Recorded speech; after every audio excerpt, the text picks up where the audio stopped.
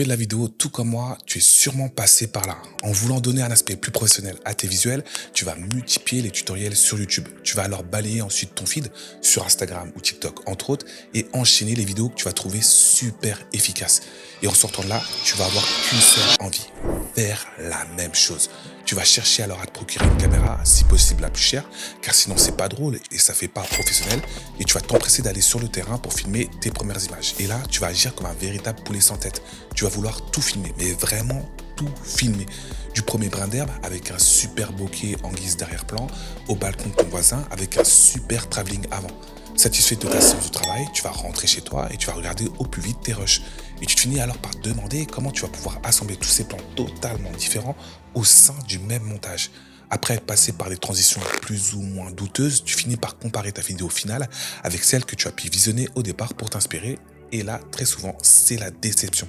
Tes vidéos sont que des pâles copies des vidéos originales et tu dis sûrement que tu as loupé des étapes. Mais lesquelles? Et c'est justement ça qu'on va se demander aujourd'hui dans cette nouvelle vidéo. Alors déjà, rassure-toi, si tu t'es reconnu dans le portrait de départ, sache qu'on est tous passés par là et que cette étape a duré plus ou moins longtemps dans notre processus d'apprentissage. Pour pouvoir donc le surpasser, on va se poser ensemble les bonnes questions. Déjà, dans un premier temps, je pense que c'est important de se demander qu'est-ce qu'on entend par une vidéo professionnelle. À mon sens, une vidéo professionnelle, c'est une vidéo qui va se montrer cohérente par rapport à l'histoire que tu veux raconter, car on l'a pas tout le temps en tête lorsqu'on débute notamment. Le rôle d'une vidéo, c'est avant tout de proposer des images qui vont être au service de l'histoire que tu veux mettre en avant. Or, dans les vidéos qui sont les plus mises en avant aujourd'hui, l'histoire est trop souvent très simple, trop simple, et elle est placée souvent en arrière-plan. L'esthétisme général et la dynamisme du montage prennent souvent beaucoup de place par rapport à cette histoire.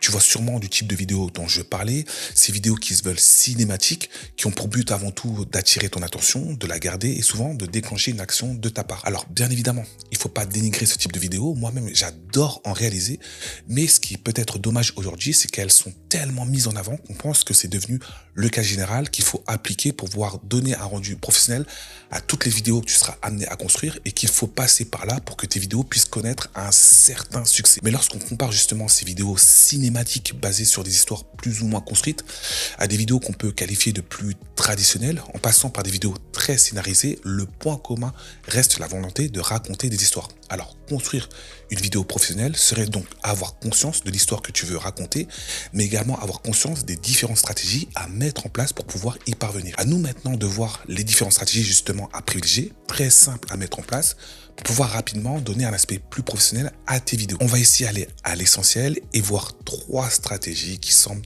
très importantes pour atteindre cet objectif. La première serait de penser à la mise en place de tes plans. Alors ne perds pas de vue qu'une vidéo reste une succession de plans pour raconter une histoire. Mais souvent, très vite, on peut se perdre dans la volonté de réaliser des plans trop complexes avec des mouvements de caméra trop complexes.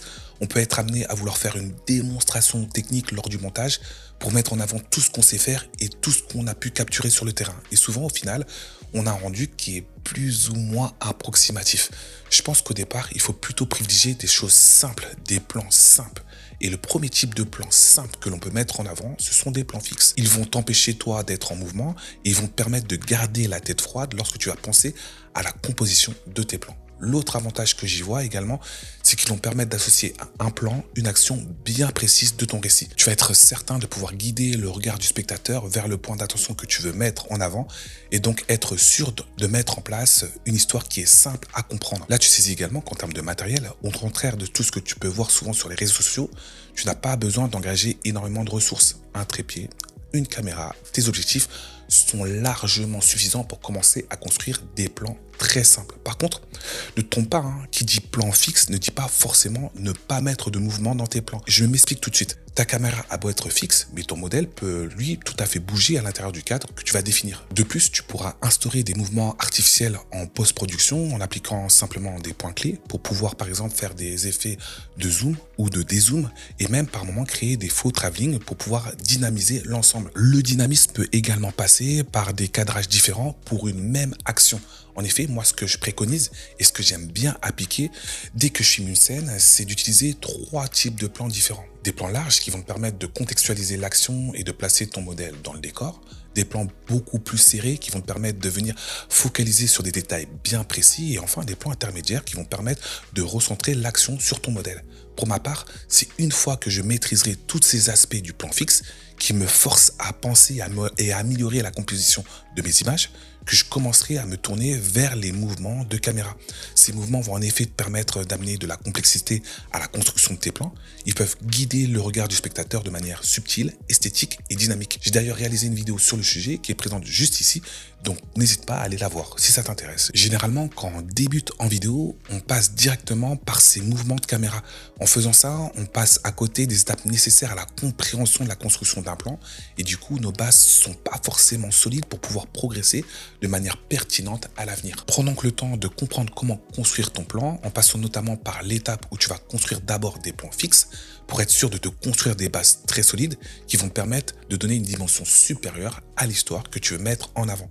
Si tu veux notamment qu'on fasse un tutoriel sur la composition de l'image de manière plus précise, n'hésite pas à me le dire en commentaire. Le second point sur lequel il faut porter une attention particulière est la musique et plus généralement l'ambiance sonore que tu veux installer au niveau de ta vidéo. Bien choisir ta musique, c'est fondamental dans la mise en place de ton histoire. Ça va permettre de transmettre et de renforcer les émotions que tu veux faire passer, mais également ça va te permettre de dicter le rythme au niveau duquel tu veux que ton message soit délivré. C'est aussi un élément qui va te permettre de contextualiser l'ensemble des images que tu as pu tourner et qui va contribuer à leur donner du sens. Or, l'une des grandes erreurs que l'on fait lorsqu'on débute la vidéo, c'est qu'on réalise nos plans et qu'ensuite on va chercher une musique pouvant les accompagner. Je trouve que procéder de cette manière, c'est pas forcément l'idéal parce que la musique va te permettre de guider la manière dont tu vas tourner tes plans sur le terrain si tu la connais avant. Tu pourras anticiper est-ce que tu dois mettre du mouvement ou non, est-ce que tu dois prévoir telle ou telle transition en fonction des à-coups de la musique, quelle est la vitesse à laquelle tu vas tourner tes plans de manière dynamique ou de manière posée, au ralenti ou à vitesse normale. S'obliger à penser à la musique, c'est donc s'obliger à commencer à prévisualiser son visuel et donc à l'organiser. Et crois-moi, tout cela n'est pas une démarche innée. Le plus simple, ça serait d'adopter une approche un peu freestyle, à la volée, où l'improvisation occupe une part importante, car ça demande moins de contraintes, moins d'efforts lorsque tu penses à ta vidéo. Néanmoins, même si c'est pas toujours très cool, au départ, crois-moi que organiser ton tournage, ça va te permettre de gagner énormément de temps, mais également ça te permet d'accroître très significativement la qualité de tes visuels. C'est en pensant à la musique que ta trame sera beaucoup plus limpide, beaucoup plus fluide et que tu pourras également être beaucoup plus efficace dans l'optique de délivrer de manière pertinente ton message. Lorsqu'il sera venu le moment ensuite de mettre en accord les images et la musique, pars sur des choses très simples au départ. Si ça n'apporte rien à la compréhension de ton récit, oublie tout de suite toutes ces accélérations, ces transitions superflues, tirées par les cheveux qui vont être des obstacles à l'harmonisation que tu pourras chercher à créer entre l'image et ta musique. Pour renforcer justement cette harmonie, pense également à ajouter et à prévoir de passer par une étape de mise en place d'un sound design réfléchi. Ici, le but, c'est d'améliorer l'expérience que tu vas procurer à la personne qui va regarder ta vidéo. Cette étape va te permettre d'augmenter l'immersion et apporter également de la crédibilité au contexte de ton récit. On est sur des détails, certes, mais c'est vraiment ces petits détails qui vont te permettre de faire la différence et qui vont te permettre d'atteindre tes objectifs. Si tu veux qu'on puisse aborder dans un prochain tutoriel cette notion justement de sound design, mais également des astuces pour améliorer ton montage, n'hésite pas à me le dire en commentaire.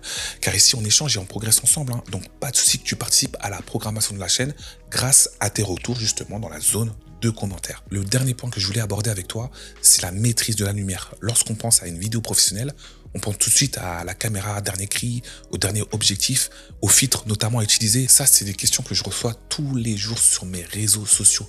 Mais on oublie trop souvent que la matière première de tous ces éléments-là, ça reste la lumière. Bien maîtriser la lumière va te permettre d'optimiser tout ce matériel dont on vient de parler, mais surtout, ça va te permettre de mettre en avant des points clés au niveau de ta scène.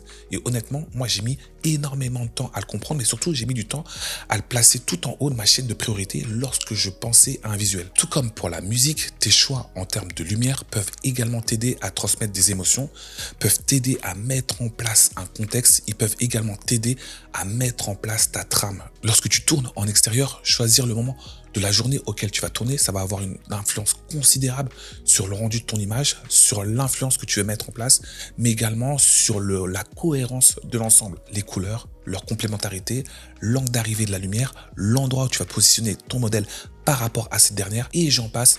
Tu peux avoir une influence énorme sur différents paramètres, et si tu es malin et créatif, tu peux instaurer des éléments qui vont te permettre de raconter ton histoire au mieux. Quand tu shootes en intérieur, cette fois-ci, l'idée, ça va être de jouer avec les moyens que tu as à disposition pour mettre en place l'ambiance que tu veux. Ici, tu es beaucoup plus flexible qu'en extérieur, car tu n'es pas obligé de totalement coller à la réalité pour pouvoir avoir accès à l'ambiance que tu souhaites. J'avais d'ailleurs évoqué ce sujet dans une vidéo où je te montrais notamment comment exploiter un spot qui n'est pas forcément intéressant, notamment grâce à l'emploi de la lumière. La vidéo est disponible juste ici. Le but quand tu démarres en vidéo, c'est pas de révolutionner le monde de la vidéo. Ton but doit être le suivant, à mon sens: construire une histoire qui est cohérente et qui va trouver un écho au niveau de ta cible, qu'elle soit un consommateur de ton contenu sur les réseaux sociaux ou un futur client avec lequel tu veux être amené à travailler. La priorité pour moi pour y parvenir, c'est de travailler et de s'améliorer sur la gestion des points qu'on a évoqués dans cette vidéo. Et tu vois que tout ce qui est matériel, tout ce qui est esthétique global de ta vidéo, ça vient qu'en second plan, car ils ne seront pas bien mis en avant si tu ne maîtrises pas du coup la mise en place de tes plans, la gestion de ta musique et de l'ambiance sonore en général, mais également si tu ne maîtrises pas ta lumière. On arrive à la fin de cette vidéo, n'hésite pas à me faire un retour en commentaire. De plus, si ça t'a aidé, pense à la liker, pense également à t'abonner pour ne rien rater des vidéos qui vont arriver. Je suis également très présent sur Instagram, c'est un lieu où je publie régulièrement des résultats de mes travaux, mais également où je te donne accès régulièrement au backstage de mes tournages, donc pense à y jeter un coup d'œil et à t'abonner pour être tenu au courant de l'ensemble de mon actualité. Et en attendant, on se retrouve tout de suite sur cette vidéo. Ciao!